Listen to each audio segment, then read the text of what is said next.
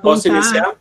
Não, olha, só apresentar também, eu apresentei a professora Rosana, que vai discutir, Rosana Putinelli Vieira Francisco, que é professora livre-docente aqui da Faculdade de Medicina da USP, e a outra pessoa que vai discutir é a professora Maria Lúcia Rocha Oppermann, que é professora livre-docente da Universidade Federal do Rio Grande do Sul.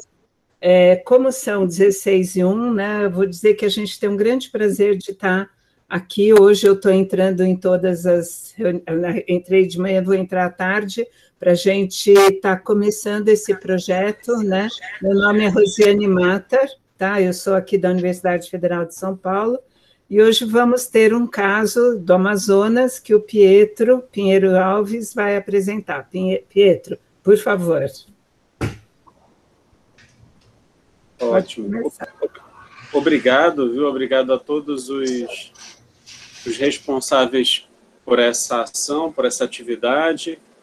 Né? Já foi apresentado, sou Pietro, médico intensivista aqui em Manaus, e coordeno a UTI materna da Maternidade Ana Braga.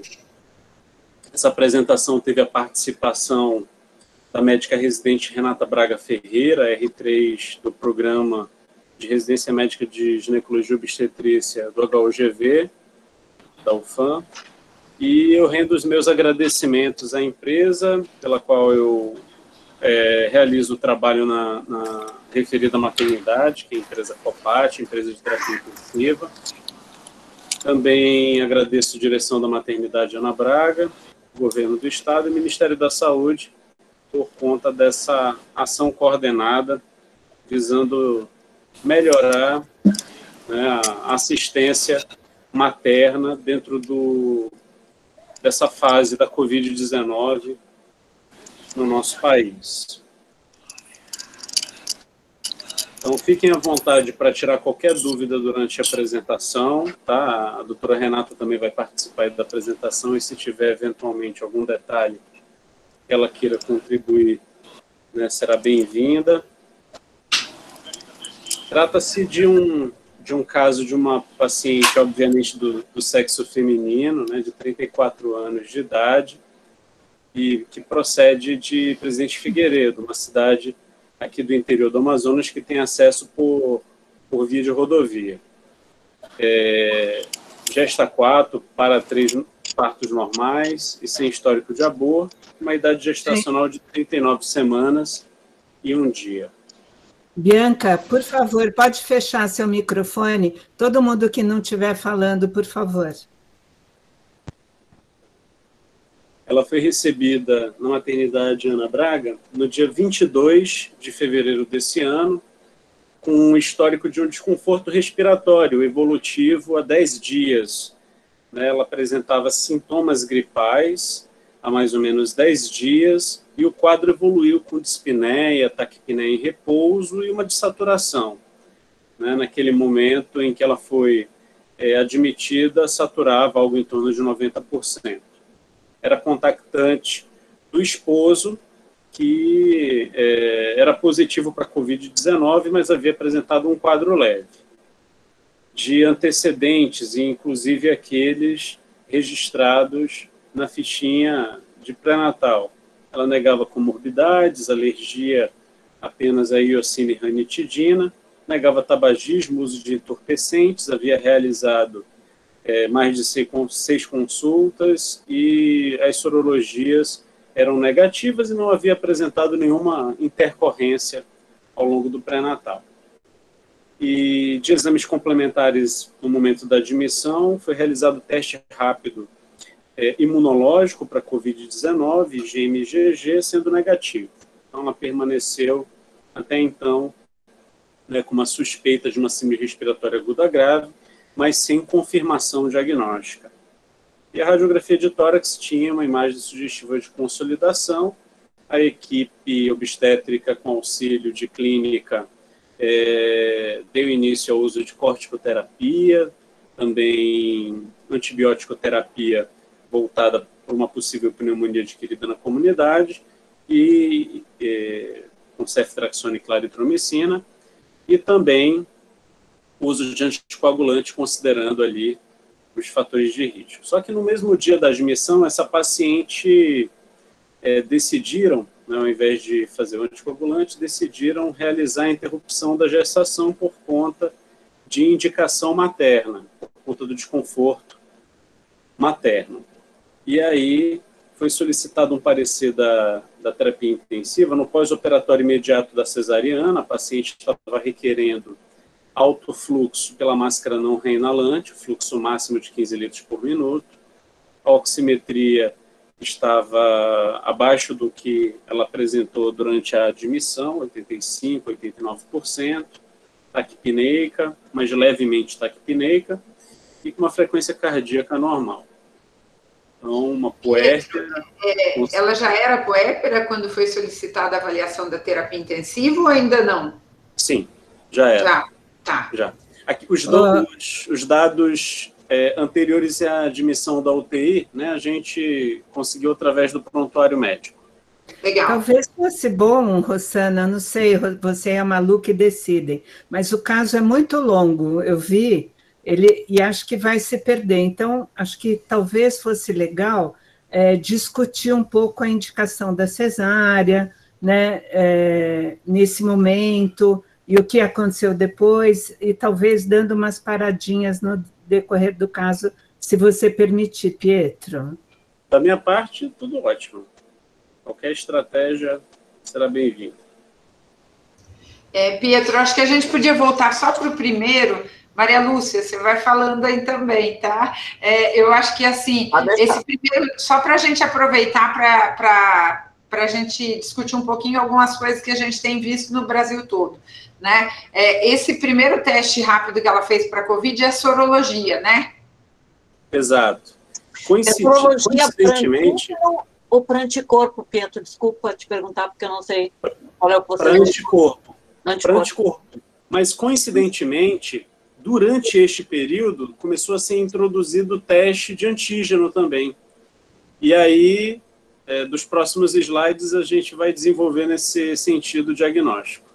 Eu acho que só é legal para a gente falar para todo mundo, né, que com 10 dias sintomática, poderia até vir positiva a sorologia, mas pode também não vir, né? Então, só para o pessoal tomar cuidado, eu queria pontuar essas coisas para a gente aproveitar a discussão, né? Para tomar cuidado para, por exemplo, de repente faz um teste rápido de Covid para anticorpo e ele vem negativo, que isso não descarta uma doença aguda, né? Porque às vezes a pessoa acaba olhando e falando, não, deu negativo, não é Covid, né? Vi que não foi isso que vocês fizeram, mas acho que é bom a gente pontuar, né? E uma outra coisa também, que eu acho que a gente tem que pensar, com essa idade gestacional de 39,1, vou dizer para vocês que a gente tem brigado aqui para mesmo idades gestacionais mais elevadas tentar não resolver a gestação. Mas com 39,1 eu concordo com vocês que é difícil, apesar que hoje eu tenho uma de 38 lá na UTI, tá? Que está em máscara não reinalante e, na verdade, ela chegou em máscara, hoje ela já está com catéter de O2. Mas isso a gente discute mais para frente, tá? Gente, eu só queria lembrar que a sensibilidade dos testes rápidos que a gente tem para anticorpo, pelo menos aqui no Sul, está em torno de 30%. É muito ruim. E, Malu, ela era uma quartigesta com 3 partos normais, né? Tudo bem que a gente não tem aqui os dados obstétricos dela, né? Mas teria indicação de cesárea sempre, ou poder-se pensar numa indução, num parto normal? Eu concordo com a Rosana, não tinha nem pensado em ainda pensar em algum motivo para a gente interromper essa gestação. Eu, por enquanto, não vi motivo. Seja porque via for. De qualquer modo, Covid positivo não significa cesárea. Apesar da quantidade enorme de cesáreas que tem acontecido por conta do Covid, eu acho que no início foi até por medo de contaminar as equipes de trabalho, mantendo uma paciente induzindo, mas Covid não é sinônimo de cesariana. O único cuidado aqui, né, que eu acho que a gente precisa chamar a atenção é a saturação de 90%, Porque ou se faz, se a gente pensar em não ir resolver, ou mesmo de induzir, com 90% de saturação numa idade gestacional de 39 semanas, a possibilidade que a gente tem de fazer um sofrimento fetal é grande, né? Porque para o feto a gente precisa mais de 95. Vamos deixar o Pietro andar um pouquinho, gente? Eu acho que a Renata só de quer falar alguma coisa. Oi, Renata. Na revisão do prontuário, a indicação da cesariana foi por descompensação materna, principalmente pelo quadro respiratório, que no momento da indicação da cesariana, ela estava saturando ali entre 88% e 85%. Aí indicaram a cesariana por esse motivo e gestação termo. Aí, eu queria fazer uma pergunta para você, que é assim, ó, com essa queda da saturação, não se pensou em intubar ela nesse momento? Não, ainda não. Nesse momento, não. A equipe da obstetrícia pensou na resolução da gestação e, assim, com a resolução da gestação, pediu o parecer da UTI para quando a gestação tivesse... Para empregar, na verdade, a puérpera, né? Não a gestante, na UTI. E aí, o que foi de anestesia? O boletim anestésico dela, eu não tive acesso. Pietro, quer comentar para a gente? Não havia nenhuma intercorrência, nem anestésica, nem cirúrgica, né? O parto cesáreo ele transcorreu sem qualquer tipo de intercorrência, nem do ponto de vista anestésico, nem cirúrgico. Ela não precisou ser entubada durante o ato cirúrgico, né? Retornou, inclusive, para a própria ambiente de Alcon, enfermaria. Não foi iniciado nenhum suporte ventilatório nesse momento? Invasivo, não. Ela estava sendo conduzida na enfermaria com ventilação não invasiva, improvisaram, haja vista não ser a característica anterior à pandemia da enfermaria de lá, receber pacientes com desconforto respiratório, mas houve uma iniciativa de se modificar a qualidade da assistência. A introdução de um clínico plantonista, de um fisioterapeuta plantonista, pelo menos no período diurno, e de aparelho de BIPAP, aparelhos de monitorização. Então, essa paciente ela ficou sendo conduzida com ventilação não invasiva, utilizando a estratégia do CPAP, em cenários de enfermaria, com acompanhamento do clínico, do obstetra e também do fisioterapeuta. Ok, acho que podemos ir para frente, então, Pietro. Tudo bem.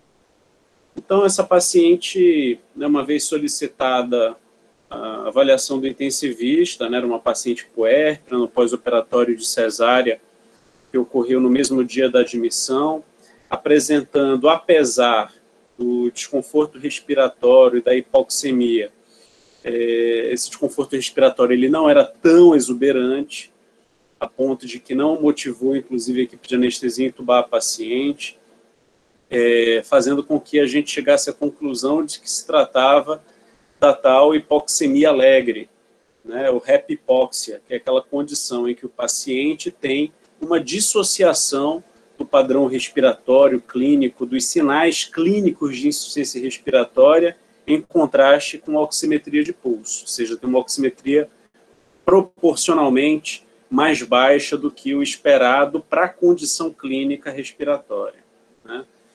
Era uma paciente que estava lúcida, tinha essa taquipneia leve, mas estava desaturando até 82% em ar ambiente e requerendo O2 em alto fluxo através da máscara não reinalante. Então, foi optado por encaminhar a paciente até a UTI. O exame físico da admissão, né, não apresentava nenhum outro sinal digno de nota, nem alteração na ausculta respiratória foi percebida.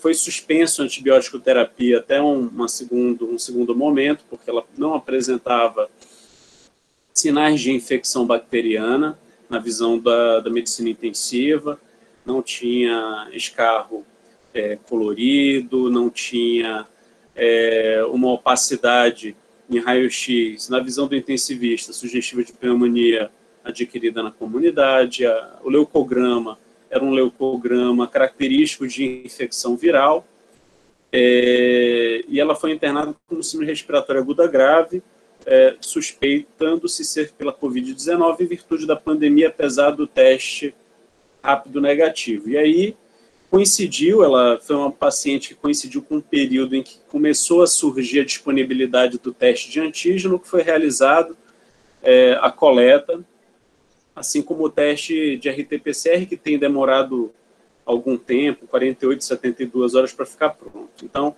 ela já tinha uma coleta de RT-PCR, né, mas o teste do antígeno foi solicitado no dia seguinte, visando acelerar, né, esse diagnóstico. Então, foram solicitados exames admissionais, incluindo a tomografia de tórax, e foi submetida a ventilação não invasiva em CPAP, mantida a corticoterapia e em vigilância respiratória.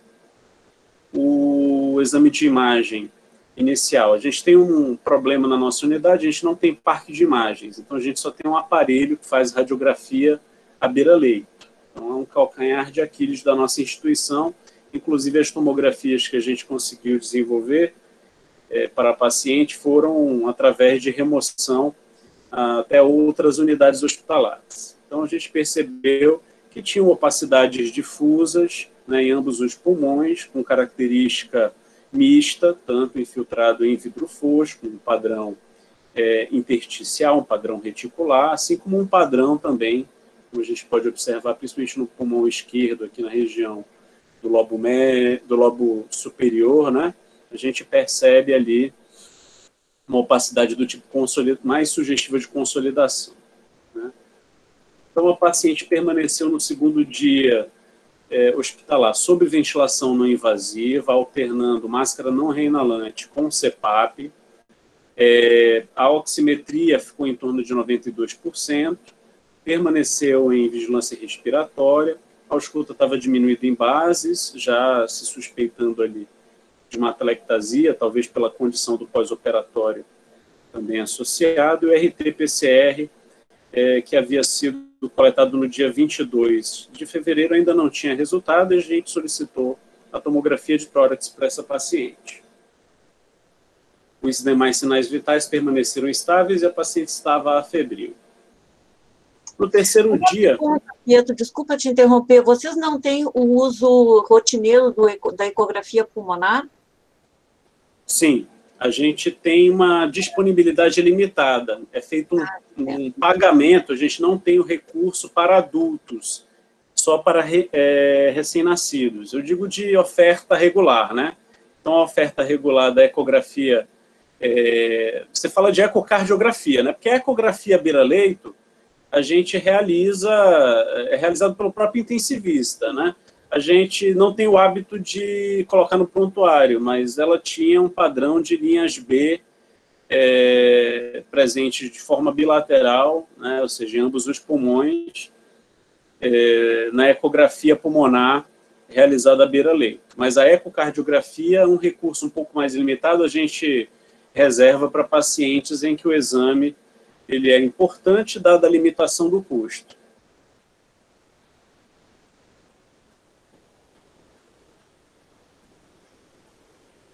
Vamos lá, Pedro. Ok? Ok. Ok, adiante. Ah, tá bom. Como ficou um silêncio, eu não sabia se tinham me escutado. Tudo ótimo. Vamos lá. Tá, ok. Então, vamos lá. A paciente permaneceu potencialmente grave, né, evoluindo, infelizmente, com piora do padrão respiratório, necessitando, por períodos cada vez mais prolongados de ventilação não invasiva. Começou a se auscultar estertores crepitantes na base esquerda do pulmão, a frequência respiratória começou a aumentar, a oximetria a cair, e também coincidiu com um período em que estavam treinando os membros da fisioterapia da equipe a utilizar o helmet, que foi doado pela Federação das Indústrias, através de uma experiência positiva relatada pelo Dr. Marcelo Alcântara, lá em Fortaleza, no Ceará. Então, foi realizado nela a tentativa do helmet, que é um capacete acoplando ou ventilador mecânico ou a um fluxo misto de ar comprimido com oxigênio, e no momento inicial ela tolerou o dispositivo.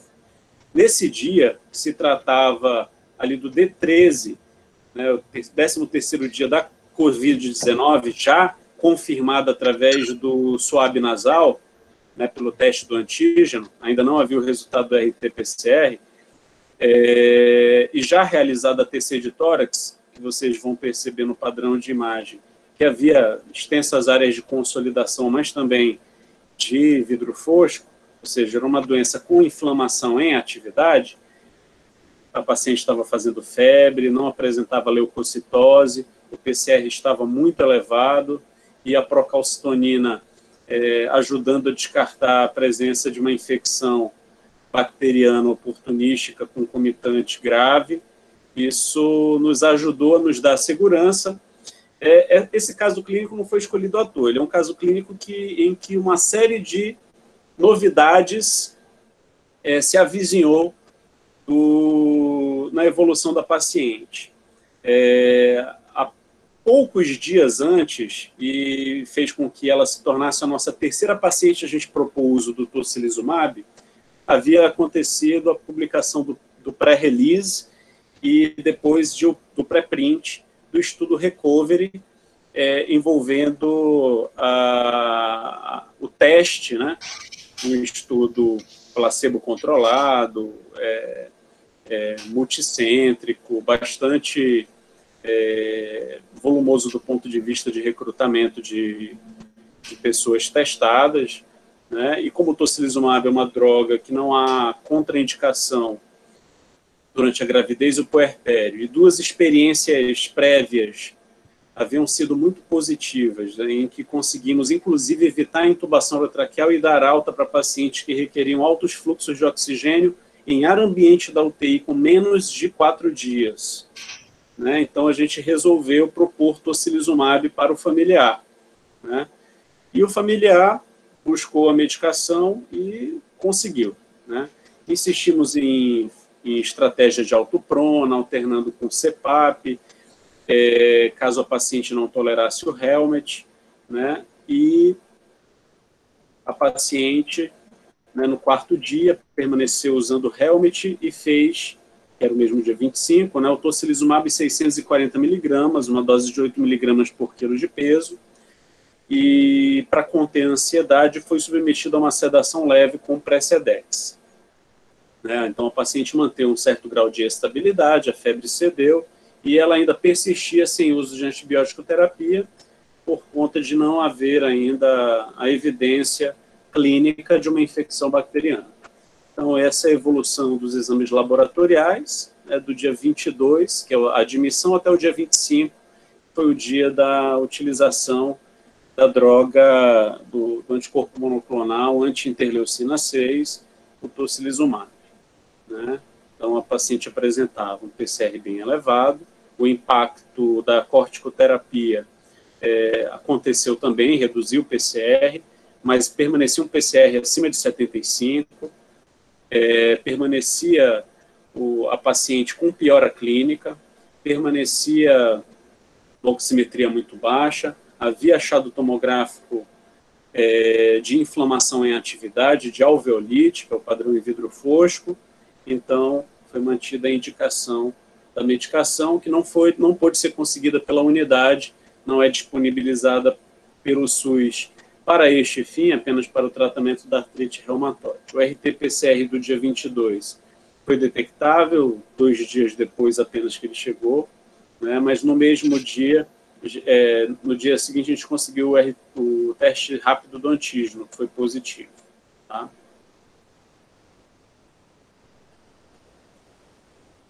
Agora aqui a tomografia realizada no dia 25, que foi o dia que ela fez a medicação anti-inflamatória.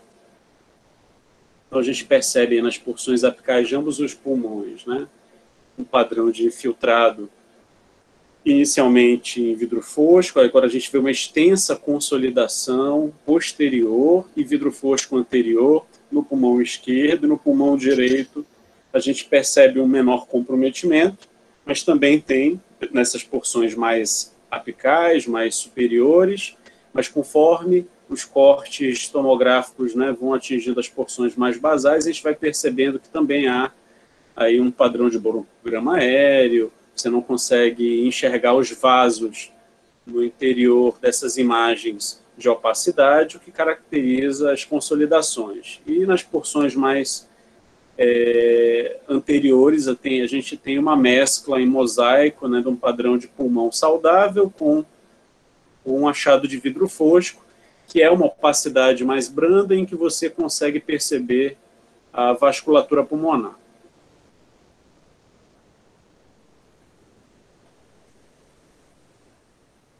Contudo, né, após uma breve melhora clínica, a paciente, cerca de 12 a 24 horas após, teve uma melhora clínica interessante, né?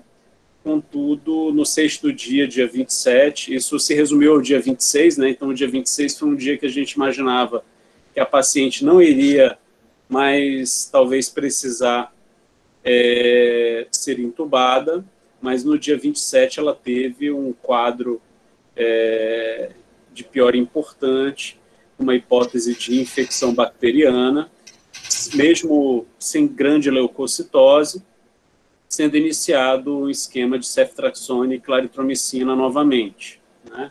Coletadas as culturas e solicitado ganciclovir profilático em virtude de ter realizado o tocilizumab. A relação PF dela, que é PaO2-FO2, foi inferior a 150, o que é da rotina dos serviços aqui no Brasil e no mundo, indicar a pronação para uma equipe treinada. Nossa equipe lá da UTI materna é treinada em pronação. Os demais achados de exame físico não apresentavam grande importância, ela ainda apresentava função renal normal. Pietro, queria fazer uma pergunta para você, assim, no primeiro raio-x dela, a gente já vê consolidação, né? Aí depois na tomo a gente ainda confirma consolidação. Vocês se guiaram só pela procalcitonina para não entrar com antibiótico? Eu vou te dizer porque que eu estou perguntando isso. Porque quando a gente olha os casos que a gente teve aqui no HC, a gente teve uma impressão que as gestantes tiveram muito mais consolidação do que as não gestantes. É uma coisa que a gente ainda está analisando, mas, assim, a gente até discutiu com a EMI, porque a gente tinha duas opções, né? Uma que é a que a gente mais gosta, que é esperar a imagem, e depois da imagem e da procalcitonina a gente tratar ou não, né? E a outra opção de entrar já como antibiótico e suspender caso a gente tivesse um resultado não confirmatório. E em algumas situações a gente acabou fazendo isso. Por isso que eu estou te perguntando. Certo. A decisão da antibiótico-terapia ela é sempre muito difícil, porque a gente se baseia em muitos fatores e nenhum deles de especificidade. Né? Exato. É de especificidade para indicar antibiótico-terapia. Então, é uma decisão, de fato, muito subjetiva, né?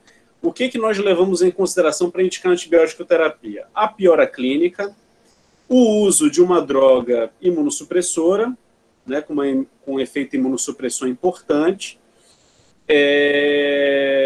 o fato dela ter feito uma melhora inicial, aparentemente nos demonstrou que ela teve uma melhora anti-inflamatória, contudo, ela se tornou vulnerável para um padrão infeccioso. Quanto ao achado de imagem, a gente tem percebido que uma parcela dos pacientes tem padrão do tipo consolidação, mas não tem infecção.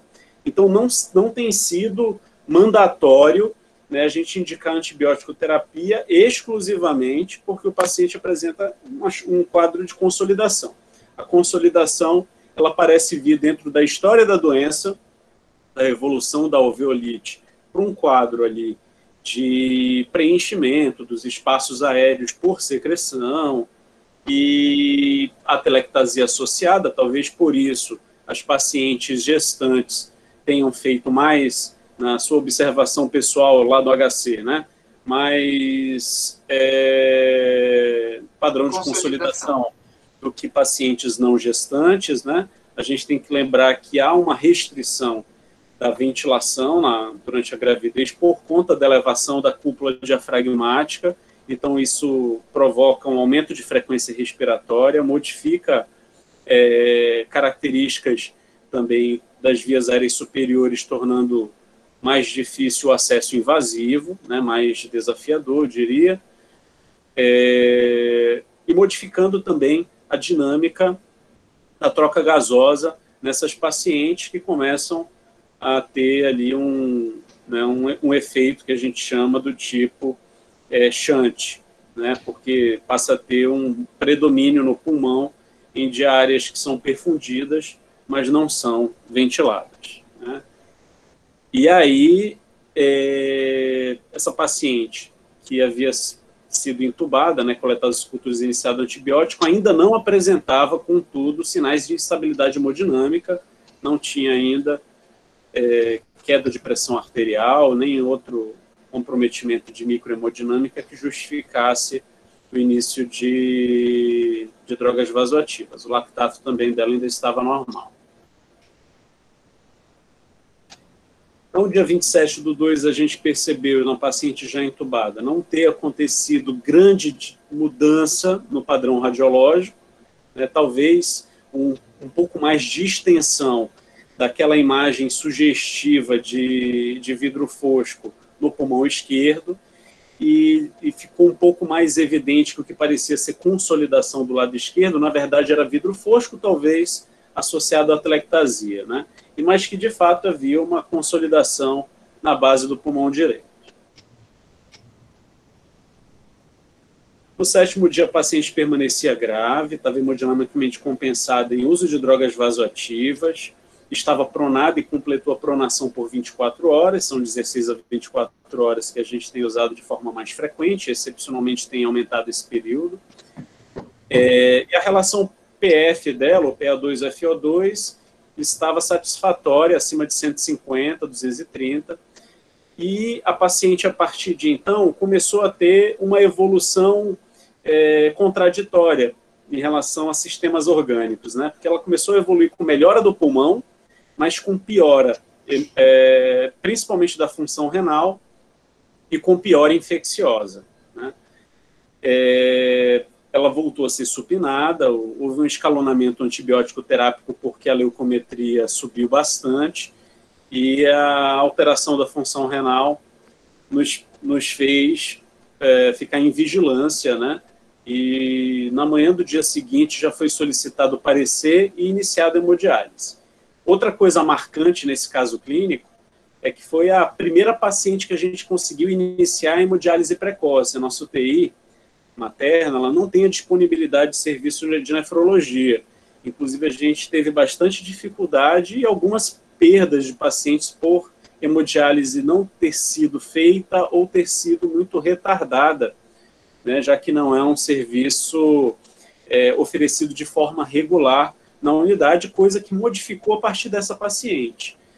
E eu vou antecipar, desculpa, né, eu antecipar o desfecho, né, essa paciente, ela hoje ainda e se Deus quiser, e com o esforço da nossa equipe vai continuar sendo uma sobrevivente, né, e dentre as pacientes que iniciaram a hemodiálise, foi a primeira, né, ou seja, a primeira paciente com SARA e injúria renal aguda CADIGO ou AKIN 3, dialítica, a conseguir superar a doença, pelo menos até então.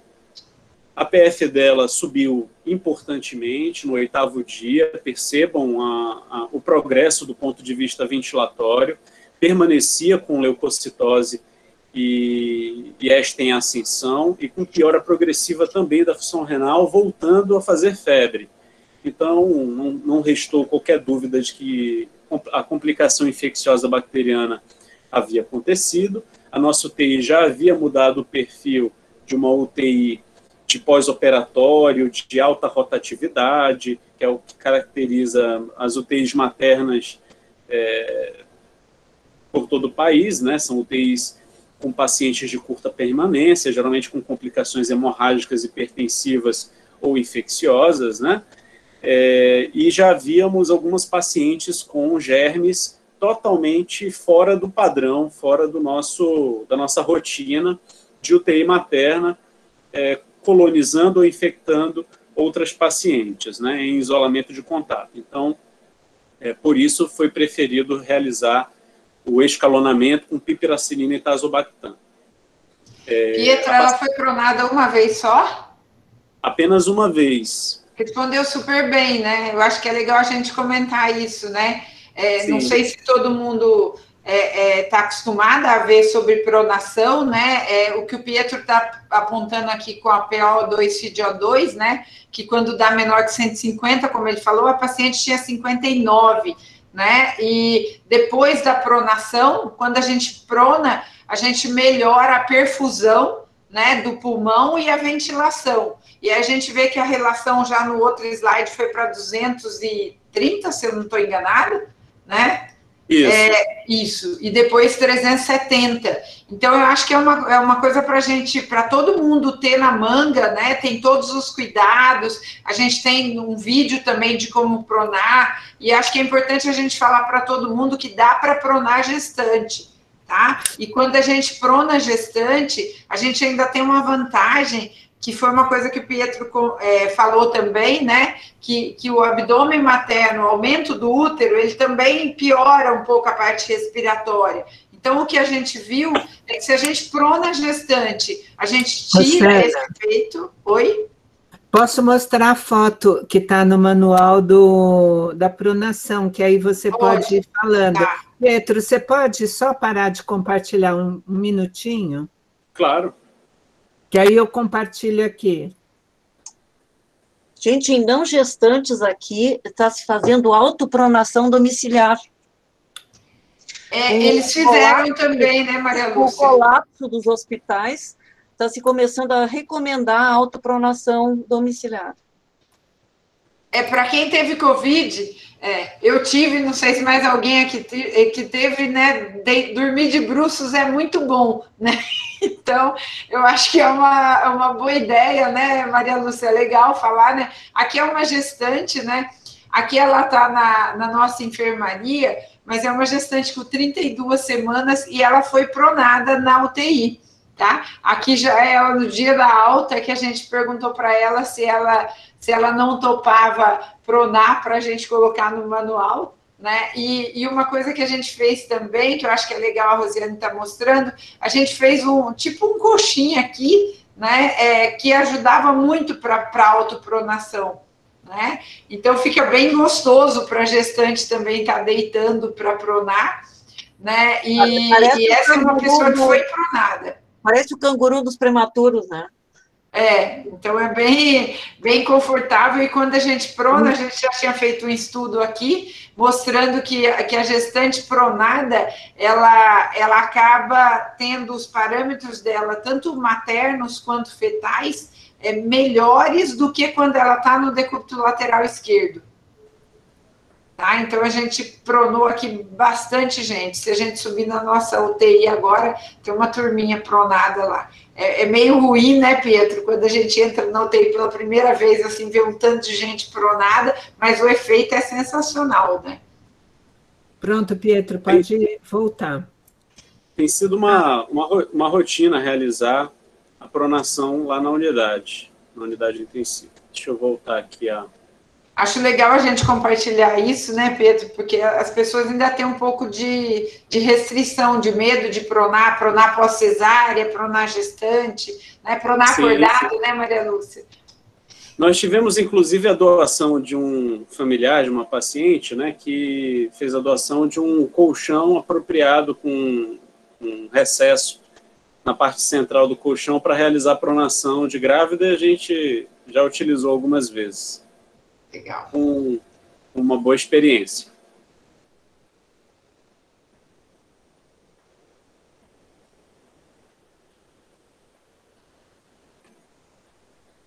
Então, retornando, né, a paciente evoluiu com uma melhora da parte respiratória, né, mas uma piora importante renal. A gente conseguiu, de forma precoce, iniciar a hemodiálise no mesmo dia em que foi solicitado o parecer. né, e foi solicitado o PCR para citomegalovírus, em virtude de ser uma infecção oportunística frequente e potencialmente fatal em pacientes que utilizaram o tocilizumab, né, que foi feito em uso experimental, com autorização da família, né, por escrito, em termos de consentimento. Lembrando que é uma medicação, infelizmente, de custo muito elevado. Então, os exames laboratoriais, né, o fibrinogênio da paciente não estava sendo, estava sendo consumido, mas não importantemente consumido, o dímero D estava muito alto, mas se tratava de um pós-operatório, isso é um confundidor importante, e a gente tem utilizado a rotina de fazer a profilaxia com enoxaparina numa dose um pouquinho maior, né, do que a profilaxia habitual de 40 miligramas. Né? Então, a gente usa 60 miligramas, em virtude de experiências negativas com a dose habitual durante ainda a primeira onda, em que 2 pacientes perdemos por TEP na vigência de profilaxia farmacológica com 40 miligramas. Como a gente não tem a possibilidade de dosar o fator 10 ativado, que é a única forma de avaliar a funcionalidade laboratorial, digamos assim, do tratamento, né? E aqui a evolução laboratorial, como o paciente de fato evoluiu com uma leucocitose, né? E uma piora da função renal, mas a queda continua acontecendo progressivamente do PCR, provavelmente em virtude do uso do tocilizumab.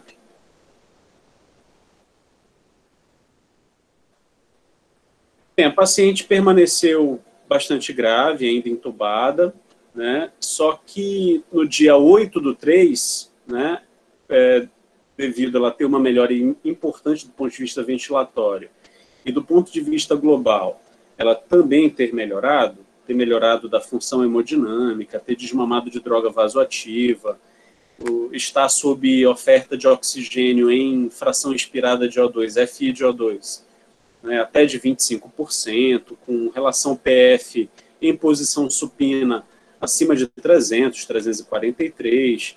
Então, a sedação foi superficializada, ela ficou em modo de ventilação espontânea, estava realizando diariamente hemodiálises ao longo desse período, né, não havia mais apresentado febre, né, então voltou a ficar febril, e houve uma normalização da leucometria. Né, surgiu a primeira das culturas solicitadas, foi uma urocultura, em que cresceu uma Candida albicans multissensível, como era exclusivamente urinária, foi iniciado fluconazol e aderido ao esquema. Né? Então, essa paciente conseguiu, com a estratégia de ventilação não invasiva facilitadora, ser estubada no dia 8 de março. Né?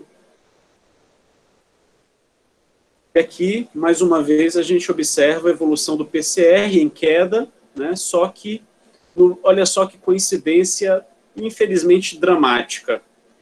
No dia que essa paciente foi estubada, coincidentemente, ela começou a apresentar uma nova piora infecciosa, com nova elevação do PCR, com novo aumento da leucometria, às custas de um desvio à esquerda, não tem aí registrado, mas houve um aumento de bastões.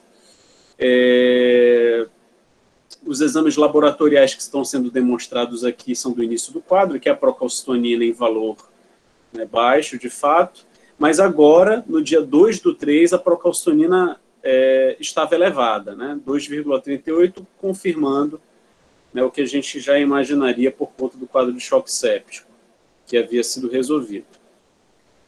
Mas é isso, não se confundam, a paciente apresentou uma nova complicação infecciosa bacteriana, teve uma nova piora bacteriana. Vou pedir uma licença de vocês por um segundinho, porque a bateria do computador está acabando. Até eu estressei aqui, achei que era eu. Não, é a rede elétrica, eu vou já resolver isso, só um pouquinho. Tá. Maria Lúcia, quer comentar alguma coisa enquanto o Pietro resolve ali a rede elétrica dele? Eu estou com dificuldade de abrir o microfone. Eu não sei, vocês usam também, Rosana, lá a enoxaparina e não a heparina não fracionada? A gente usa de duas formas, né? A gente usa bastante a enoxaparina, né? e a gente faz a correção da enoxa pelo peso, né? Até no manual apareceu também. Eu acho que quando a gente usa, um dos motivos de usar a enoxa também é o fato da gente entrar menos vezes no quarto, você diminui o número de pessoas que está entrando, mas a gente usa a não fracionada quando está próximo ou quando a gente acha que pode ter que resolver a gestação. Mas fora isso, a gente usa mais a enoxa mesmo do que a heparina não fracionada. Já vi uma discussão com o pessoal da MI, né, e mesmo o pessoal da Nefro, sobre se seria melhor usar a heparina não fracionada do que a enoxa, mas atualmente a gente tem usado praticamente só a enoxa. A única diferença é se eu acho que eu vou fazer o parto, aí, e se a dose está maior do que a profilática, né? E aí uma coisa que o Pietro falou, que a gente também tem usado, é realmente olhar um pouquinho pelo peso para fazer o cálculo da dose, e se a paciente vai para intubação, é um caso mais grave, a gente acaba ficando com uma dose que fica mais próxima a 1 miligrama por quilo, né? Às vezes não chega a isso, mas fica um pouco mais próxima. Então, as nossas pacientes muito obesas, né? Então, 40 fica pouco mesmo, né, Pedro? A gente percebeu isso também. A gente tem usado aqui a dose intermediária, como é chamada, não chega a ser uma anticoagulação plena, mas é mais do que uma profilaxia. E com função renal alterada, em geral, se prefere, não sou eu que decido, mas, enfim, a CTI aqui opta por heparina não fracionada. Sim. Acho que no manual a gente colocou as doses, né? Eu não abri o manual aqui, mas nós colocamos um quadrinho para tentar ajudar quem não está no dia a dia e quem não tem um intensivista, e se for usar a heparina, como que faz, né? Eu posso depois tentar abrir, mas a gente até pôs o link, que eu acho que é muito para ajudar quem realmente não tem todas as possibilidades. Só fazendo um adendo, tão logo essa paciente teve piora da função renal... Alô, estão me escutando? Sim, sim, pode falar. Tão logo houve alteração da função renal, né, no D2 de antibióticos a gente fez os ajustes das doses e houve a troca da enoxaparina, heparina, né, de baixo peso, por heparina não fracionada. Tá? A gente não utiliza heparina de baixo peso na vigência de insuficiência renal, né? Então, e além disso, né, a gente procurou ajustar todas as drogas ajustáveis, né, e para função renal e doses adicionais após diálise de antimicrobianos, para aqueles que houvesse necessidade. Então, no 16º dia, né, a paciente que estava em ventilação não invasiva, estava extubada, infelizmente teve uma falência de extubação orotraqueal, requerendo uma nova intubação orotraqueal às 16 horas deste dia, né? Contudo, a gente percebeu que a piora foi principalmente clínica, mas do ponto de vista gasométrico, do ponto de vista de troca gasosa, a paciente não havia piorado. Então, foi o contexto mesmo infeccioso e não a COVID, né, o culpado pela necessidade da intubação orotraqueal nessa nova situação, nessa nova circunstância. A PF dela, ou PaO2 FO2, estava em 283, né, começou a usar noradrenalina novamente, precisou novamente ser sedada, bloqueada, mas sem necessidade de pronação, e foi iniciado um esquema com carbapenêmico, meropenem, em virtude da piora infecciosa ter acontecido no final do tratamento com pipiracilina e tazobactam, né, considerando a flora de gram-negativos, mas também considerando, já que os carbapenêmicos têm uma ação de espectro amplo, né, antimicrobiano, então foi essa a nossa decisão. E a paciente voltou a ter uma importante melhora, né? Então, do quadro de febre, leucocitose, piora hemodinâmica, piora do padrão ventilatório, só que como já tinha acontecido uma falência de extubação, um período prolongado de intubação orotraqueal, foi proposto autorizado pelo familiar e realizado a traqueostomia. Até porque, nesse momento, a gente ainda não tinha uma ideia de qual seria a evolução dessa paciente, se ela ainda iria requerer um período prolongado de intubação orotraqueal, que está associado a maiores complicações, principalmente nas vias aéreas superiores da paciente, né? E como ela já não vinha apresentando indicação de pronação, então a gente se sentiu à vontade de indicar a traqueostomia. Aqui não tem o registro da PF, mas estava uma PF acima de 200 ainda. Ela vinha mantendo, né, esse padrão. E aí a gente continuava guardando o ganciclovir, uma medicação que, infelizmente, aqui em Manaus, não estava sendo encontrada nem pelo familiar, nem pela direção, né, da unidade. O familiar acabou tendo que solicitar a medicação pela internet. Ele fez uma compra através de farmácia virtual, né? E aí, alguns dias após, iniciou o ganciclovir, né? Então, ela também começou a vancomicina por orientação da CCIH e porque ela também tinha a eliminação de uma secreção que era serosa, aparentemente, mas como as hemoculturas não haviam chegado ainda, né, então a gente considerou a possibilidade de infecção por estafilococo também. Entre o 19º e o 22º dia de internação, que foi do dia 12 ao dia 15, né, que é o D28 ou D32 da Covid-19, né, a paciente já traqueostomizada, né, ela de instabilidade passou a voltar a ficar compensada hemodinamicamente, começou a ficar inclusive hipertensa, com uma transição do uso de noradrenalina para nitroprusiato de sódio, novamente evoluindo com desmame gradual da ventilação mecânica, só que já era um período muito prolongado, então já havia um comprometimento da força muscular, condições que a gente tem associadas à ventilação mecânica prolongada, uso de corticoterapia em elevadas doses, uso prolongado de sedativos e bloqueadores neuromusculares, né, que é a polineuropatia e a miopatia do doente crítico. Ainda bem que a gente estava disponível, né, estava com o suporte de colegas fisioterapeutas como parte da equipe nesses dias no período diurno, principalmente, né. A paciente superficializou novamente sedação, voltou a ficar contactuante e estava queixando uma ardência na região vulvar interglútea, sendo, e era bem importante, sendo considerada a hipótese de uma infecção herpética, e iniciado, portanto, a aciclovir, né, enquanto ela guardava o ganciclovir. A relação PA2-FO2, 471, né, o exame físico não apresentava alterações muito relevantes, né, e ela persistia com esquema como meropenem, fluconazol e vancomicina. No 24º ao 26º dia, do dia 17 ao 19 de março, a paciente conseguiu tolerar uma alternância da ventilação mecânica com tubo T, conseguindo, portanto, ficar períodos prolongados em ventilação com pressão negativa, não apenas com pressão positiva, ou seja, um ar ambiente com oferta enriquecida por oxigênio, e evoluiu com melhora das lesões, né, após o início do aciclovir, das lesões perigenitais, né, com ganciclovir.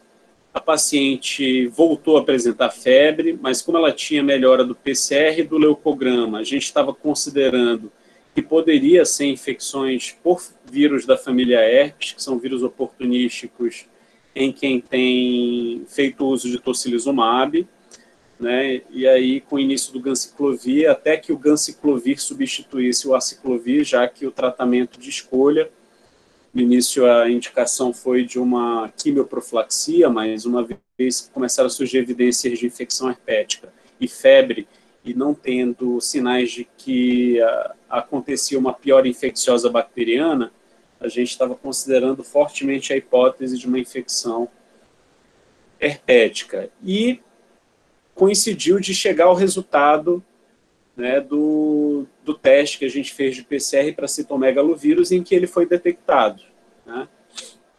O familiar conseguiu a medicação ganciclovir cerca de 1 ou 2 dias após a chegada desse resultado, e a paciente começou a utilizar e novamente evoluiu com melhor.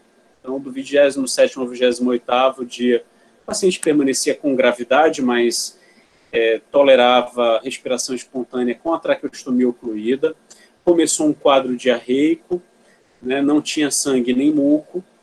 Esse quadro diarreico poderia ser por citomegalovírus intestinal, mas também poderia ser pelo uso de 3 esquemas de antibiótico terapia, né, provocando disbiose no mínimo, mas talvez uma colite pseudomembranosa. O fato de não apresentar sangue e muco falava um pouco contra a colite pseudomembranosa, mas a gente não tem a disponibilidade de exames endoscópicos e digestivos na unidade, né? Então a gente preferiu iniciar probiótico, enterogermina, e também o metronidazol luminal, né? Então, através da sonda. E a paciente ficou confortável em máscara facial, 5, 4 litros por minuto, saturando bem, bom padrão respiratório, realizando fisioterapia, né? E teve uma boa resposta, reduzindo o quadro diarreico com o uso do probiótico e do metronidazol. O padrão respiratório já havia em progressiva melhora, né? Já havia evoluído com progressiva melhora no 29º dia de internação. Foi o dia 22 de março. O D39 de Covid, a paciente foi decanulada com sucesso, permanecendo até os dias atuais em catéter nasal, hora 1, hora 2, hora 3 litros por minuto, normoxêmica e eupineica, né? Em nenhum momento a paciente fez, não está aí o registro, mas a gente realizou eletrocardiograma nela, não tinha sinais de miocardite, todos os eventos hemodinâmicos que ela fez de descompensação foram atribuídos a choque distributivo mesmo, por conta da sepse, né? Então choque séptico, em nenhum momento foi cogitado choque cardiogênico para ela. Ela começou a evoluir com melhora importante da função renal, passando a alternar dias com e sem diálise sem perda, porque ela recuperou a função urinária, né? E como eu havia falado no slide anterior, o PCR para citomegalovírus veio detectável, né? E conseguimos começar o ganciclovir para a paciente, né? Em substituição ao aciclovir, que usou por um período de 5 dias. Do 30º ao 32º dia, 23 a 25 do 3, a paciente evoluiu com função renal recuperada, já estava respirando espontaneamente catéter nasal de oxigênio, a ferida da traqueostomia ocluída com curativo, conseguindo realizar ventilação, inclusive não invasiva, para fins de fisioterapia, né, para evitar a telectasia, e com isso infecção e nova piora clínica. Só que a paciente voltou a apresentar leucocitose e ficar febril. Permaneceu em vigilância infecciosa, em acompanhamento concomitante com a comissão de controle de infecção hospitalar, né, sendo sedada exclusivamente com metadona por via oral, né, principalmente pelo uso prolongado de opioides, né, para evitar fazer um quadro de síndrome de abstinência. Dia 26 do 3, do 33º dia, permaneceu estável, sem grandes mudanças no quadro geral, mantendo febre e com uma leucometria em ascensão, né? Chegou a cultura do aspirado traqueal, as hemoculturas também chegaram sem crescimento, e a cultura do aspirado traqueal com pseudomonas aeruginosa. Dia 25 do 3, houve uma nova solicitação, aliás, dia 26, desculpa, houve uma nova solicitação de culturas, né? Essa pseudomonas aeruginosa, até então, a gente não tinha um perfil de sensibilidade do antibiograma, né? Então, como ela estava estável hemodinamicamente, sem piora clínica, então a CCH pediu para a gente segurar a introdução de um novo esquema de antibiótico terapia. Houve melhora radiológica, né? Só que eu não sei se vocês percebem, né? Do lado direito do pulmão, a gente consegue ver uma imagem um pouco estranha, que lembra uma cavitação, né? Então, na porção superior do pulmão direito. A gente solicitou uma tomografia de tórax, né, nesse dia 26 do 3, que foi realizada no mesmo dia, e ela demonstrou para a gente o surgimento de uma nova complicação infecciosa. A gente percebe uma grande melhora no pulmão esquerdo, né? A gente vê traves fibróticas, sinais de que a paciente teve um padrão evolutivo satisfatório do ponto de vista daquelas consolidações. Só que surgiu, não sei se vocês perceberam, na imagem que vocês percebem à esquerda é o pulmão direito. Vou colocar novamente aqui no início. Surgiu uma cavitação no lobo superior, em porção anterior do pulmão direito. Então, havia ainda algumas áreas de vidro fosco, então uma cavitação complexa, né?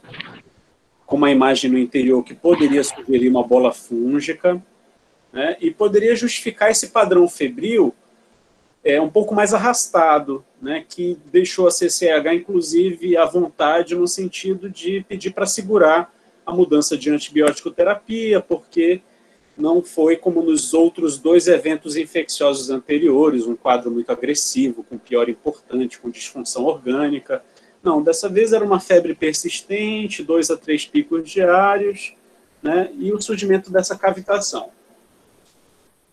Então, apesar da melhora clínica global, né, essa persistência de febre e o surgimento dessa imagem, com a leucocitose em ascensão, leuco dela em 16.400, o PCR que vinha sempre em torno de 190, 200, finalmente caiu um pouquinho quando foi reiniciado o meropenem. Só que coincidiu com a chegada do perfil de sensibilidade daquele pseudomonas aeruginosa do aspirado traqueal. O paciente permanecia tossindo, uma tosse produtiva, paroxística, com eliminação de secreção esverdeada, né? E esse material foi recoletado para cultura junto com sangue e urina. A paciente já estava, nesse momento, sem dispositivos invasivos, inclusive, sem acesso central, sem traqueótomo, sem sonda vesical, né? Só apenas um acesso periférico para as medicações, mas um acesso insuspeito, né? Então, o meropenem foi iniciado em dose cheia, mas foi trocado por ciprofloxacina e amicacina quando chegou o perfil de sensibilidade, porque esse pseudomonas aeruginosa ele era sensível a cipro, amica, sensível a cefepime e ceftazidima, e resistente a carbapenêmicos, e isso nos chamou a atenção. CCH, assim como nós, achamos estranho um germe ser produtor de carbapenemase e não ser produtor de beta-lactamase, não ser ISBL. Então, provavelmente, a gente quis encarar com um germe ISBL e não reintroduzir o beta-lactâmico, nem piperacina e tazobactam, preferiu um esquema com ciprofloxacina e amicacina, em virtude da polimixina B ser uma droga de mais difícil acesso. Ela é disponibilizada pela SEMA, mas ter acesso a ela é um pouco mais complicado, né? E aí também iniciamos... Pietro, não esqueça que você está falando com obstetras, tá? Então, acho que você pode dar uma resumida, né? Porque, na verdade, acho que o intuito muito dessas reuniões é ajudar quem está na UBS, quem está na enfermaria, qual o momento de fazer o parto, qual o momento de encaminhar a paciente, e acho que assim, alguns detalhes que são vistos mais em UTI, para a maioria das pessoas, talvez não seja o mais importante nesse momento. Então, acho que você pode dar uma resumida para a gente poder discutir. Acho que está no fim, Rosiane, está no fim. Faltam 2 só. Ah, tá bom. Vamos lá, Pedro. Pois é, então vamos lá. Desculpa se a apresentação é extensa, mas é porque foi uma internação bem prolongada e que aconteceu muita coisa, né? Foram muitas intercorrências na paciente. Então, teve aí muita coisa curiosa, por isso que a gente acabou, né, mesmo tentando resumir, não teve como reduzir tantos slides assim. Então, falando em resumo, é onde a gente chegou aqui, um overview, né? Então, uma paciente que foi admitida na UTI no dia 22 de fevereiro, com 10 dias de evolução dos sintomas da Covid-19 confirmada por teste do antígeno e também por RT-PCR, que deu a entrada na UTI no pós-operatório imediato de cesárea por indicação materna, uma paciente com pré-natal com mais de 6 consultas e sem intercorrências, e perfil sorológico, vírus B, vírus C, HIV, sífilis negativos, que complicou com Sara, né, decorrência da Covid-19, em que foi indicado o uso do tocilizumab, adquirido por familiares, uma paciente que foi entubada, foi extubada, teve falha de extubação e voltou a ser reintubada, traqueostomizada e decanulada. Né? Teve 2 episódios de choque séptico revertidos, está num 4º esquema de antimicrobianos e com uma caverna no pulmão direito. Fez disfunções orgânicas, com injúria renal aguda dialítica recuperada, né? Clearance de creatina está acima de 100 ml por minuto na data de hoje, uma infecção urinária por cândida multissensível, herpes genital tratado e um citomegalovírus positivo pelo PCR em tratamento.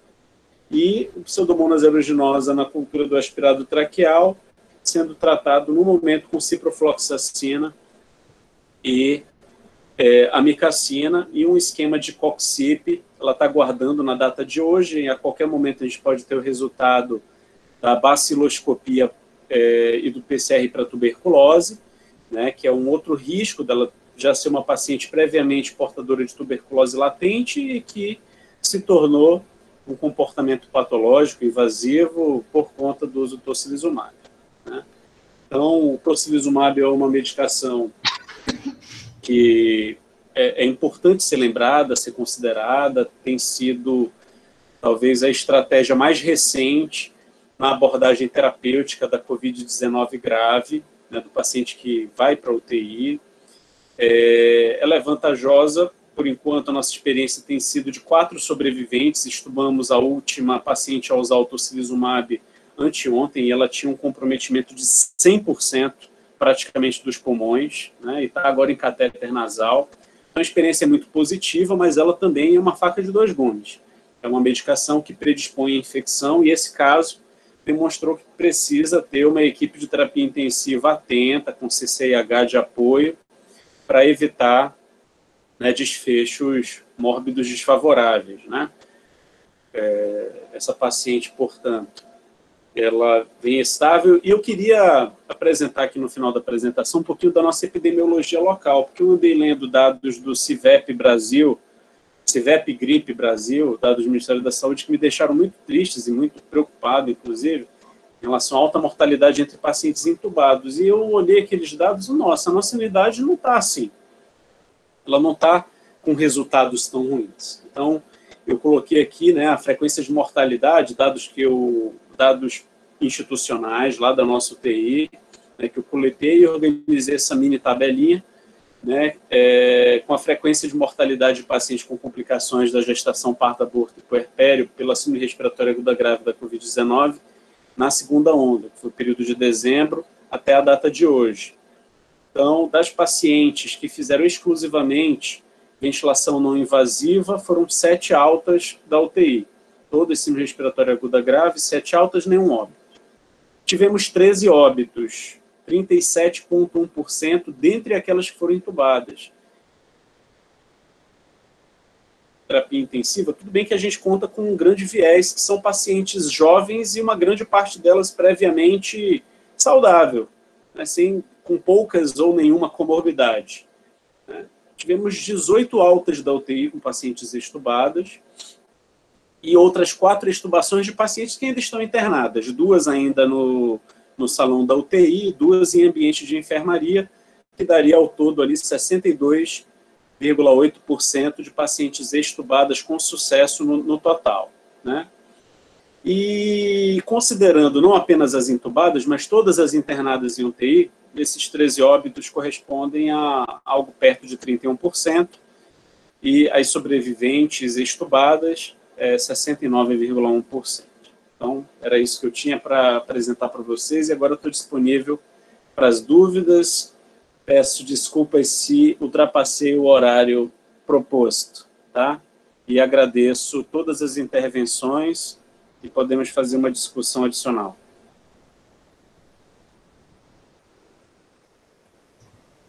Então, Pietro, muito obrigada. Fale, Rosiane, desculpa.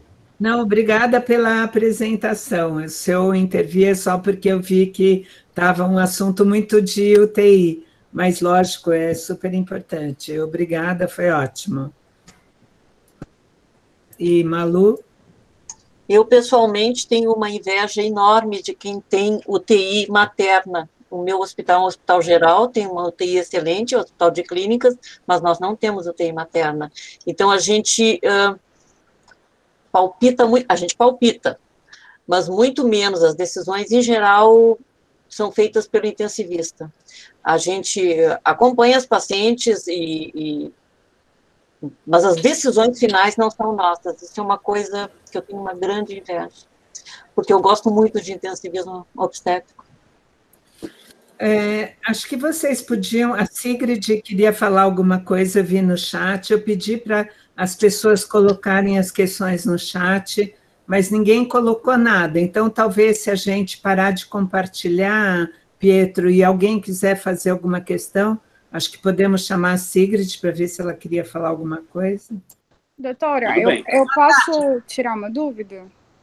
Eu sou a residente que estava esse mês com o doutor Pietro, e aí fazendo a revisão do prontuário para a apresentação, a minha dúvida seria em relação à indicação da cesariana. Essa paciente foi uma paciente procedente de Presidente Figueiredo, fica aproximadamente 1h30 de carro, ela apresentava esses sintomas respiratórios lá na sua cidade, chegou à maternidade com uma certa descompensação, e no mesmo dia que chegou na maternidade foi indicada cesariana. Aí eu gostaria de saber se, mediante todo o quadro que foi exposto, essa cesariana ela foi muito bem colocada nesse momento? Renata, eu acho que assim, tem uma questão difícil, né? Que é a condição como ela chegou. Uma coisa que a gente aprendeu aqui com o Covid, antes a gente tinha uma ideia, que é a ideia que a maioria dos intensivistas tem, que se a gente passou da viabilidade, a gente deve fazer o parto, porque isso vai melhorar a parte respiratória, né? E isso é uma verdade parcial, porque você melhora sim, porque você não tem o abdômen, mas, por outro lado, eu acho que até pela nossa cultura de cesárea no Brasil, a gente banaliza muito a cesariana, né? Então, ninguém leva em consideração algumas coisas como, por exemplo, uma cesariana você vai ter uma perda sanguínea de 500 a 1000 ml. Né? Uma outra coisa que ninguém leva em consideração, e que foi um dos motivos que fez a gente refletir um pouco mais em relação a sair resolvendo a gestação, né, com uma rapidez enorme, foi o quê? Se a gente olhar os estudos que foram feitos em não gestantes, tá, mostram que quando você faz uma cirurgia em alguém que tem COVID positivo, mesmo que seja um PCR positivo e a pessoa é assintomática, você aumenta a morbimortalidade dessa pessoa em torno de 40%. E a gente minimiza a cesárea, entendeu? E por que você aumenta a mortalidade? Você aumenta porque você aumenta a inflamação. Imagina todos os tecidos que a gente está cortando ali, e que a gente depois vai estar suturando e toda essa inflamação. Então, numa doença que tem uma inflamação importante, a gente piora. Com a idade gestacional dela de 39 semanas, é uma decisão difícil para a gente tomar, né? Então, eu vou te dizer assim, ó, certamente, se ela precisasse de uma intubação, a gente faria cesárea. Se ela não precisasse de uma intubação, a gente tentaria não fazer a cesárea. Né? O que eu posso falar para vocês um pouquinho diferente, né? Primeira coisa, parabenizar o Pietro pelo trabalho que ele tem feito, né? Só de ver a sua apresentação, a gente já vê claramente a sua dedicação e o quanto você tem lutado para que a gente possa reduzir morte materna, né? Aqui também eu gosto muito quando a gente olha não só para as mortes, mas um jeito interessante da gente olhar para a morte materna, e a gente, como GO, tem esse detalhe, né? É quantos órfãos a gente está deixando. E não contar só aquele que você está vendo que vai ficar órfão porque você fez a cesárea, mas os que ela tem em casa, né? Então, eu acho que quem trabalha para e quem briga para não ter morte materna, e eu vi claramente no Pietro isso, então eu queria te parabenizar, Pietro, pela luta aí, porque uma UTI numa unidade materna não é fácil, né? Até emocionalmente é muito difícil, e nesse momento de Covid tem sido mais difícil ainda. Então, te parabenizar nisso.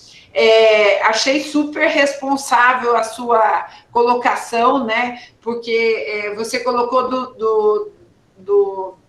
da gente usar o imunossupressor, né, da gente pensar no tocilizumab, mas também o cuidado que a gente tem que ter, né, porque, por um lado, você pode estar melhorando o Covid, ainda é muito experimental isso, e é muito importante que a gente divida com todo mundo que a gente tem que tomar muito cuidado quando a gente propõe alguma coisa, porque, ainda mais, muitas vezes a gente acha que o que a gente propõe é inócuo, e não é, né? Então, a gente vê que o risco infeccioso ali, a briga pela parte infecciosa, ela continua, né? Ela tá feia e ela continua, mas uma coisa que a gente viu também, né? A gente tem que comemorar muitas vitórias.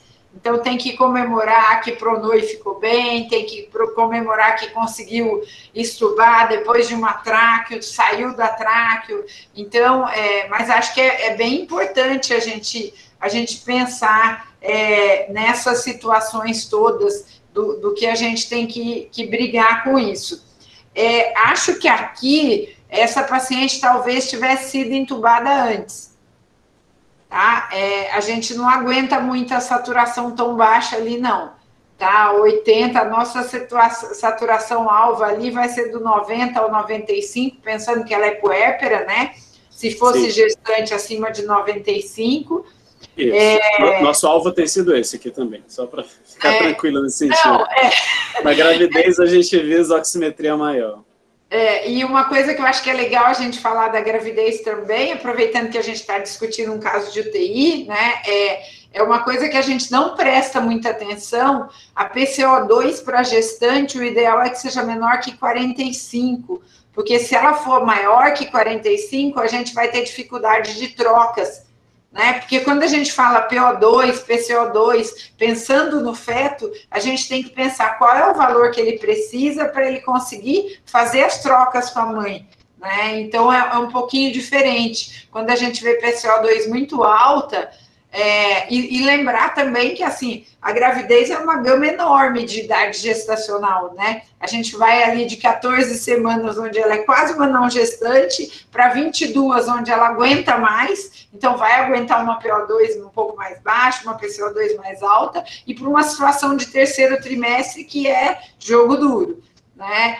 Então, assim, a definição que a Renata perguntou, né, se deveria ter feito a cesárea ou não, eu posso te dizer assim, ó, a gente há 3 dias atrás internou uma paciente com quase 38 semanas, com a máscara não reinalante para estar aguentando, e a gente está aguentando firme para não resolver, né? Se for para intubação, aí sim nós vamos resolver, mas se não for, e a gente teve algumas pacientes nesta situação, onde a gente espera ela ficar bem, e se ela ficar bem e ela for para casa, né, ela vai para casa e ela volta depois para o parto, né?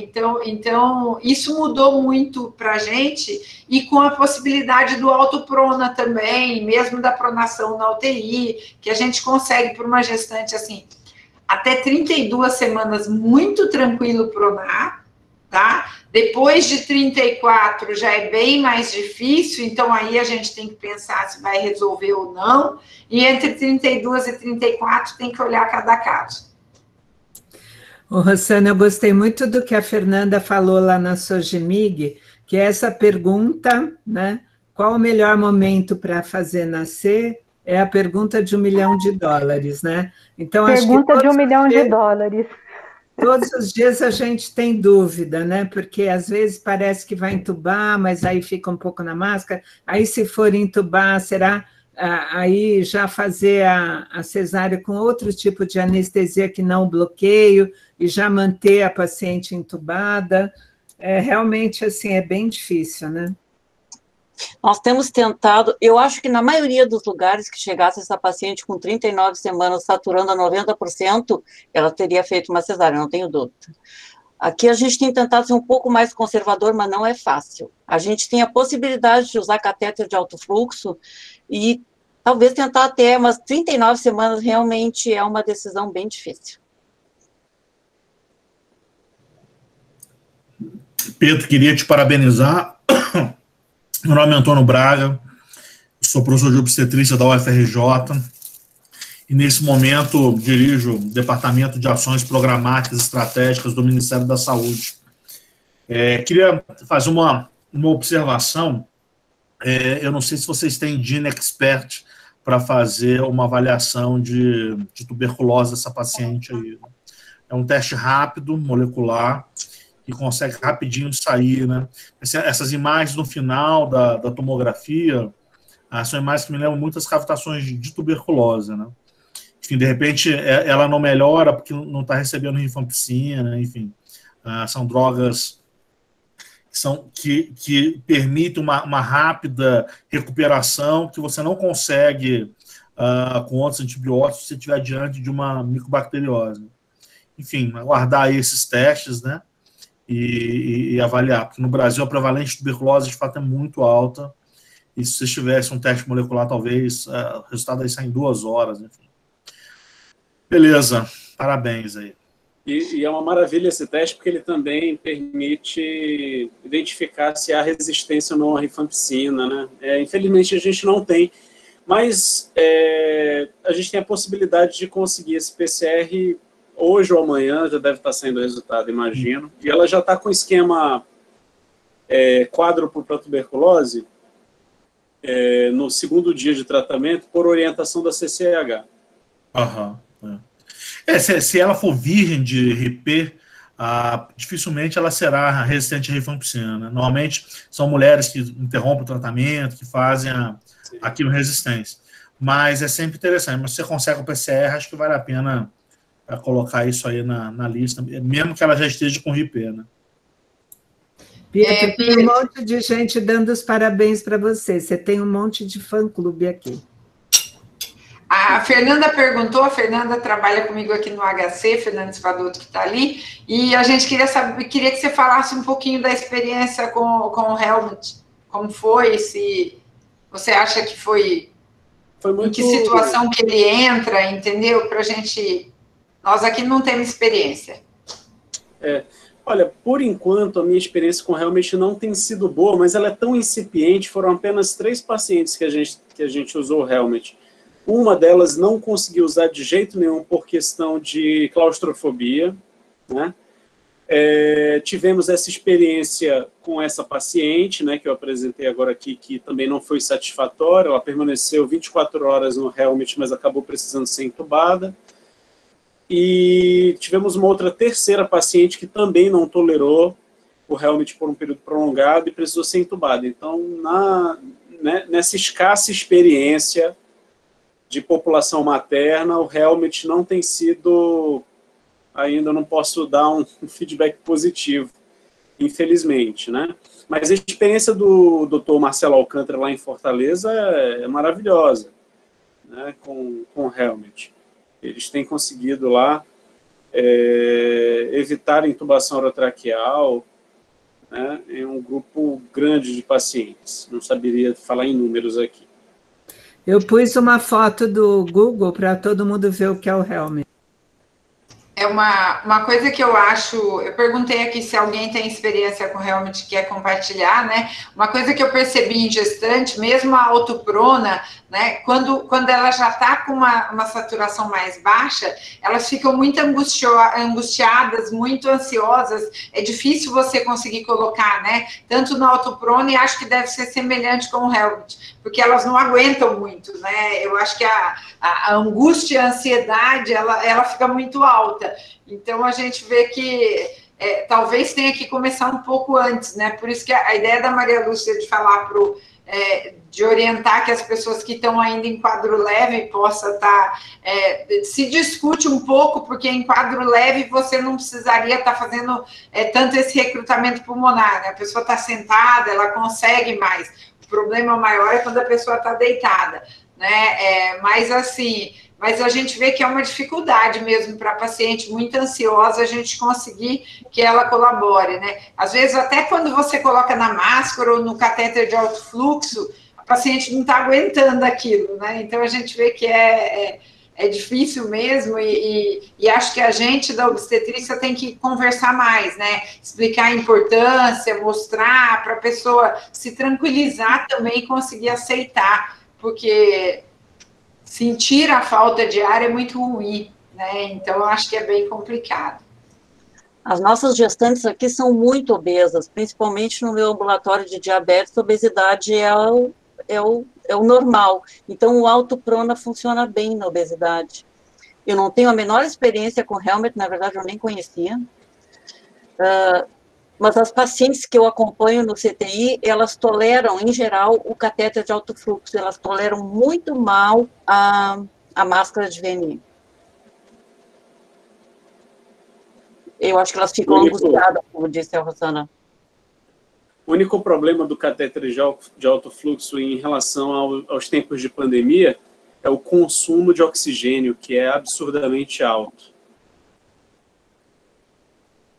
E acho que uma coisa importante a gente falar, né? Todo mundo tem muito medo do catéter de alto fluxo, do quanto ele está espalhando o vírus, mas o catéter nasal espalha talvez até mais do que o alto fluxo, né? Os últimos trabalhos mostram que o alto fluxo espalha menos, mas usar um alto fluxo numa condição onde você está com uma falta importante de oxigênio passa a ser bem complicado, né? Então, a gente tem que tomar esses cuidados e ir tomando as decisões à medida do que o caminho mostra para a gente, né? Não sei se mais alguém quer fazer alguma pergunta. A Luciana colocou, gostaria que fosse falado um pouco mais sobre a realização de exames para diagnóstico de COVID, a relação do exame oportuno para o período da doença e a influência no desfecho, considerando as fases do COVID. Pietro quer comentar? Quer que a gente comente? Eu acho que ela quer saber mais quando faz o quê, né?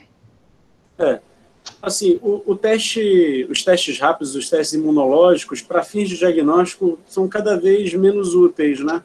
Eles tiveram só utilidade no início da pandemia por não ter alternativa melhor. O que a gente tem feito aqui na maternidade, que dá uma brevidade de resultado, tem uma sensibilidade alta e especificidade também alta, é o teste de antígeno, né? Então, o teste de antígeno ele é rápido, de rápido resultado, né? Mas o RT-PCR tem que permanecer fazendo parte da estratégia diagnóstica para todos os pacientes, até porque é o único método que dá o diagnóstico integralmente de certeza e tem a possibilidade de isolar o vírus para fins de estudo genômico, porque, infelizmente, novas cepas têm surgido, né? Então, só para a gente e os testes imunológicos são a partir de 8, 10 dias que eles podem positivar. Isso pode ser muito tardio, né, para você abordar paciente com Covid. O Covid é uma encrenca, o diagnóstico, né? Porque, assim, antes do 3º dia, nada serve. Aí a gente vai ter ali, do 3º até o 7º, idealmente, ou dando uma esticadinha até o 10º, você começa a ter os testes que vão ser o PCR, né? Que é o teste que seria o melhor, mas que também tem falha, né? Então, sim, você tem PCR negativo e depois ele vai dar positivo, então a sensibilidade do PCR também não é uma coisa incrível, e tem o teste do antígeno que também vai entrar nessa mesma faixa ali, e que ele é um pouquinho pior que o PCR, mas é uma estratégia sensacional para a gente usar pela rapidez que a gente tem o resultado. Né? Então, o teste de antígeno tem essa vantagem grande. E lembrar que os testes de sorologia, e aí o teste rápido, quando a gente fala teste rápido, na maioria das vezes é um teste de sorologia, é um teste para anticorpo, né? Ou seja, ele é equivalente à sorologia que a gente faz, e ele pode ou vir anticorpos vamos dizer assim, um pool de anticorpos, que vai ser IgM e IgG junto. Tem alguns que vão vir só IgG e outros que vêm o IgM separado. Mesmo o IgM para COVID não é bom, infelizmente não é bom, né? Quando ele dá positivo, ele pode ser positivo, pode ser negativo, mas se é o que tem na mão, a gente vai considerar que ele é positivo. Né? Então, o que o Pietro falou é muito importante, porque, assim, vamos pensar uma pessoa que está lá no 5º dia de doença, vai lá, faz um teste rápido, o teste rápido dá negativo, significa o quê? Nada, porque essa pessoa, ela pode ter o COVID, e aí a gente teria que fazer um antígeno ou PCR para fazer o diagnóstico. E aí vamos para o outro lado, a pessoa chegou, internou na nossa UTI no 12º dia de doença. Aí você vai lá e faz o PCR e ele vem negativo. Exclui COVID? Não, porque pode ser que o PCR já está negativo, porque já passou o tempo, e quem vai dar positivo aí é a sorologia. Então, é uma doencinha que tem deixado a gente de cabelo em pé para a gente bater o martelo que é ou não. Tá? Até porque a coleta do suave nasofaríngeo não é para qualquer um, né? Ela não é fácil nem para paciente, nem para quem coleta. E nós temos aqui no hospital a possibilidade de, eventualmente, em algumas situações, conseguir o PCR rápido. Quando tu colocaste na tua apresentação o teste rápido, eu achei que era o PCR rápido. Por isso, quando ele foi negativo, eu fiquei muito encucada com o que estava acontecendo. Mas depois eu vi que era uma sorologia. Quando tu apresentaste, eu vi que era sorologia. O teste, a gente não usa o teste rápido aqui, parece que a OMS vai começar a usar um teste rápido com anticorpo, que parece ter uma sensibilidade melhor, mas, por enquanto, a gente usa o PCR como padrão ouro. Gente, nós tínhamos combinado que essas reuniões durariam de 1 hora e meia, né? Já faz 1h30 que a gente está aqui, nem parece, né, porque a gente vai se envolvendo, mas eu gostaria que agradecer muito, né, ao Pietro, que preparou o caso, e a Renata, né, e a Rosana, a Malu, que vieram aqui discutir, né, e deixar vocês sabedores de que essas reuniões vão acontecer toda semana durante 4 meses, né. Então, de repente, hoje as pessoas não perguntaram tanto, mas, de repente, assim, o caso é só para dar uma esquentada na discussão, né? Na verdade, assim, eu tenho alguma dúvida, tragam, né? Sempre nós vamos estar querendo dirimir, compartilhar com vocês as dúvidas, e se nós pudermos ajudar, porque nem sempre a gente pode, né?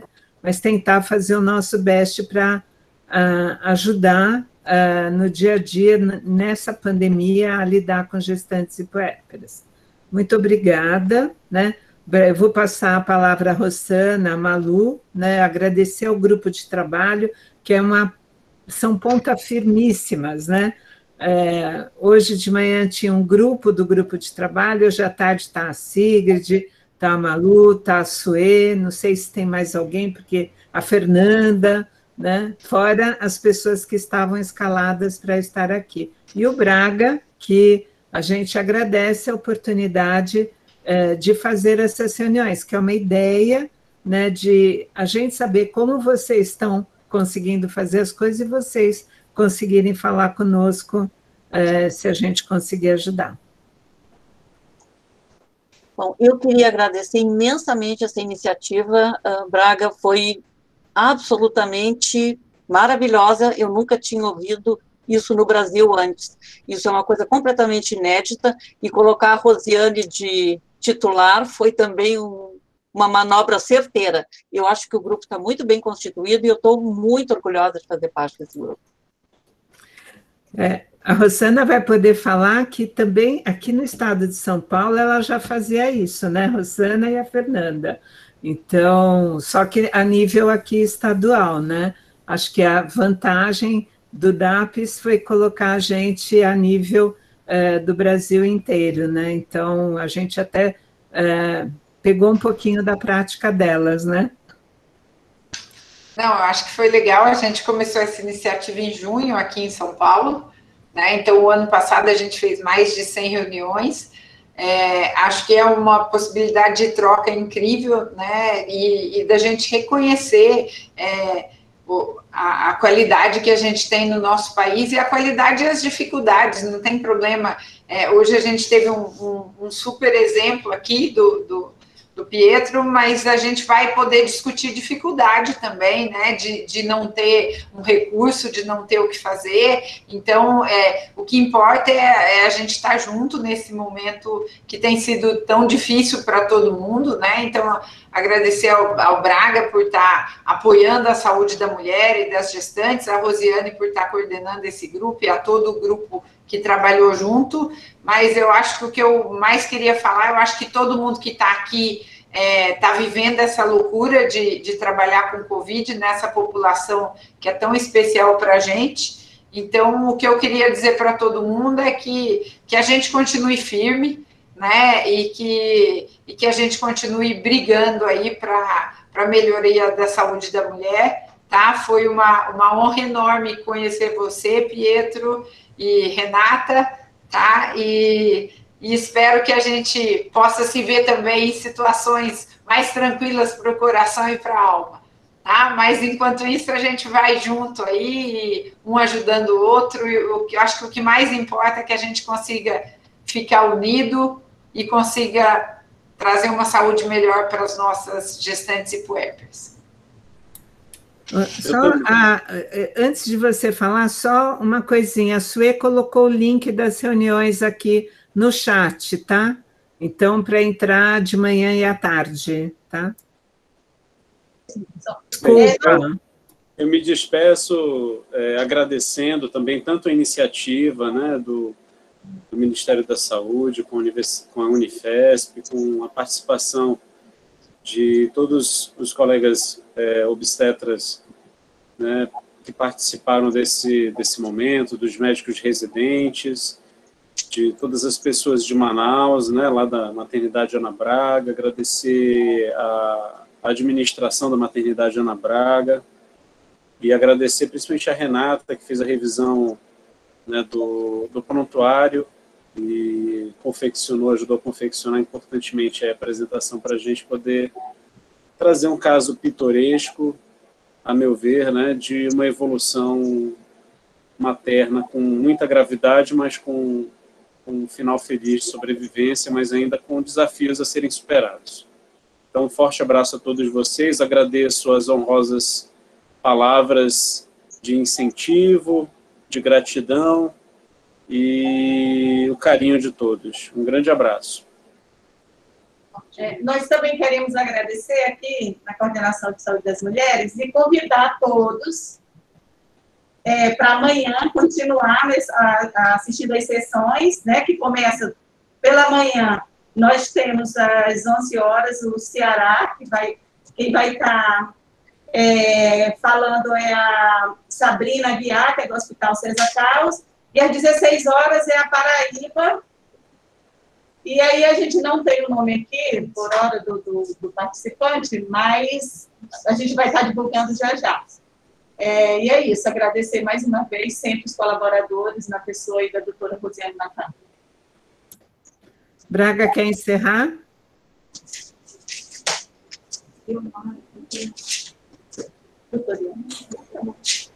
Ok, gente, então vou encerrar eu, tá? Doutora Rosiane, só um segundo. Eu queria dar um alô para esse meu colega também lá do Amazonas, Pietro, em nome da Coordenação da Saúde da Mulher e da Coordenação Geral dos Ciclos da Vida. Eu te agradeço pela tua apresentação, pela tua parceria aqui, né, de agora, desde alguns anos, quando a gente pediu para você receber a residência do Hospital Getúlio Vargas lá na Ana Braga. Muito obrigada por isso.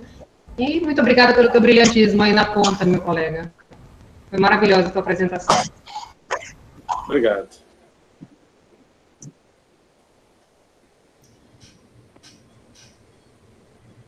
Tchau, gente. Boa tarde para todos. A gente se vê nas próximas. Tchau.